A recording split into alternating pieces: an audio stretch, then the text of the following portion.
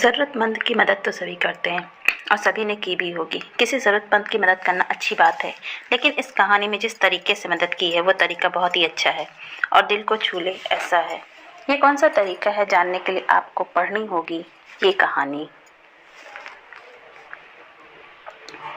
एक लड़का पैदल किसी रास्ते से जा रहा था। उस लड़के ने देखा कि सामने वाले बिजली के खंभे के पर कागज़ की पर्ची चिपकी पड़ी है। उस पर्ची में कुछ लिखा हुआ है। वो लड़का थोड़ा नज़दीक जाकर पर्ची में क्या लिखा है वो देखने लगा। उस कागज़ की पर्ची में लिखा था, कल इस रास्ते से गुजरते वक्त मेरे 100 रुपये कहीं गिर गए थे। मैंने ढूंढने की बहुत कोशिश की, लेकिन मुझे वो नहीं मिले। कृपया इस रास्ते पर कहीं भी किसी को भी मेरे 100 रुपये मिले तो इस पते पर पहुंचा देना। पर्ची में उसका एड्रेस भी लिखा हुआ था। लड़के को ये पर्ची पढ़कर उस एड्रेस पे जाने का मन करने लगा। वो लड़का उस एड्रेस पे जाने के लिए आगे बढ़ने लगा। उस एड्रेस पे जाकर लड़के ने देखा कि वहाँ पर एक झोपड़ी है। लड़के ने बाहर से आवाज़ लगाई तो उस झोपड़ी में से एक बूढ़ी औरत लाठी के सहारे बाहर आई। लड़के को पता चल गया कि बूढ़ी औरत सिर्फ अकेली ही इस झोपड़ी में रहती है।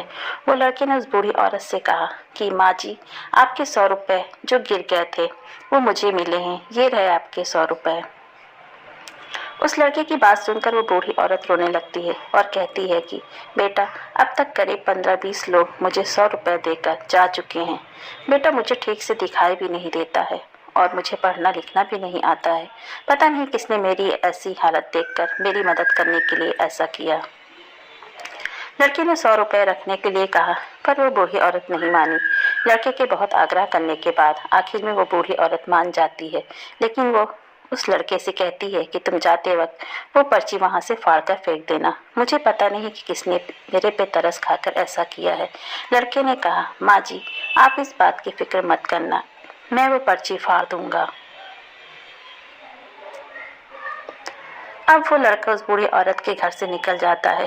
थोड़ी देर चलने के बाद उस लड़के ने सोचा कि आखिर मुझसे पहले आए हुए उन 15-20 लोगों को भी इस माँ जी ने वो पर्ची फाड़ने को कहा होगा, लेकिन उनमें से किसी ने भी पर्ची को नहीं फाड़ा, तो फिर मैं क्यों फाड़ दूं? वो लड़का उस पर्ची को बिना फाड़े ही वहाँ से चला जाता है।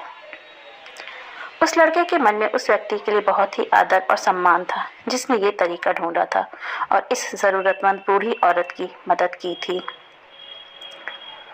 हमारे मन में भी सिर्फ किसी ज़रूरतमंद की मदद करने की इच्छा होनी चाहिए, क्योंकि मदद करने के तो बहुत सारे तरीके होते हैं। हम किसी भी तरह मदद कर सकते हैं।